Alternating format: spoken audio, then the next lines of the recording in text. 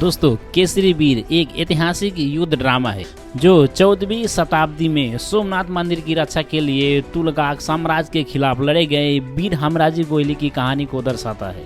Prince Dhiman और कानू चौहान द्वारा निर्देशित इस फिल्म में सुनील शेट्टी, सूरज पंचोली, विवेक ओबराय और आकांक्षा शर्मा प्रमुख भूमिकाओं में है।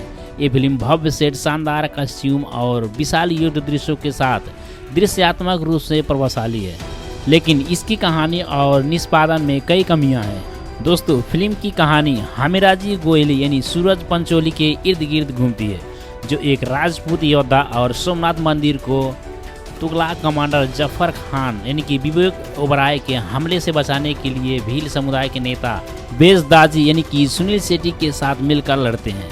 कहानी में धर्म, साहस और बलिदान जैसे विषय हैं, लेकिन पाठ कथा में गहराई और तारतम्य की कमी है। कई दृश्य असंगत और बिखरे हुए लगते हैं, जो दर्शकों से भावनात्मक जुड़ाव बनाने में विफल रहते हैं। अनावश्यक गीत और नृत्य दृश्य कहानी के प्रवाह को और भी बाधित करते हैं, जिससे 2 घंटे 41 मिनट का रन टाइम और भी बोझिला लगता है।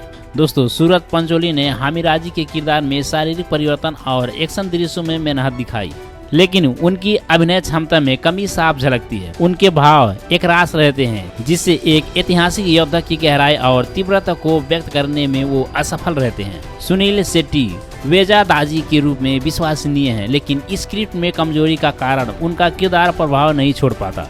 विवेक ओबराय का जफर खान का किरदार खलनायकों में प्रभावी है, लेकिन कई बार अतिशयोक्तिपूर्ण अभिनय कैरिकेचर जैसा लगता है। आकांक्षा शर्मा का किरदार राजाल औसत है और महत्वपूर्ण दृश्यों में वो चमकाने में नाकाम रहती हैं। तो निर्देशक प्रिंस धीमान ने भंसाली की फिल्मों जैसे पद्मावत और बाहुबली से प्रेरणा लेने की कोशिश की है, लेकिन ये नकल मूल की गहराई और प्रभाव को पकड़ने में असफल रहती है।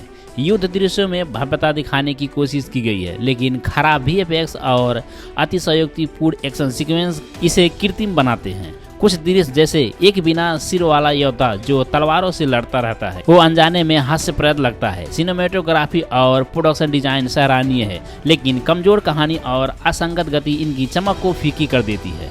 कैलाश खेर का गाना शंभू हर हर और कुछ बैकग्राउंड स्कोर प्रभावशाली है, लेकिन कुल मिलाकर साउंड ट्रैक भी कहानी को बचा नहीं पाता।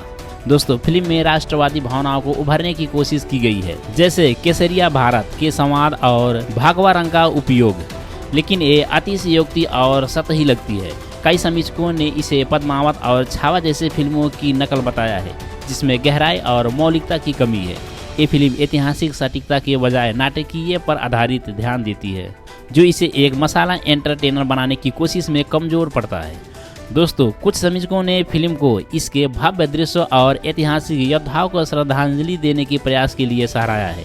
सुनील शेट्टी और सूरज पंचोली के कुछ एक्शन दृश्य प्रभावी हैं और फिल्म का प्रोडक्शन डिजाइन और सिनेमेटोग्राफी आकर्षक है। शंभू हर हर जैसे गाने और कुछ युद्ध दृश्य दर्शकों को बांधने में सफल रहती है। दोस्तों, कुल मिलाकर केसरी वीर एक महत्वाकांक्षी प्रयास है, जो एक कम ज्ञात ऐतिहासिक कहानी को सामने लाने की कोशिश करता है, लेकिन कमजोर कहानी, असंगत निर्देशन और औसत प्रदर्शन इसे निराशाजनक बनाता है। ये फिल्म दृश्यात्मक रूप से भव्य है, लेकिन भावनात्मक और बौद्धिक स्तर पर दर्शकों से जुड़ने में विफल रहती है। दोस्तों, अगर आप भव्य ऐतिहासिक ड्रामा और राष्ट्रवादी भावनाओं के प्रशंसक हैं, तो ये फिल्म एक बार देखी जा सकती है, लेकिन ये बाहुबली जैसे क्लासिक की तुलना में कहीं पीछे रह जाती है। तो दोस्तों, आपको हमारी ये रिव्यू कैसी लगी? अगर अच्छी लगी हो तो वीडियो को लाइक करें, शेयर करें और चैनल को सब्सक्राइब करना ना भूलें।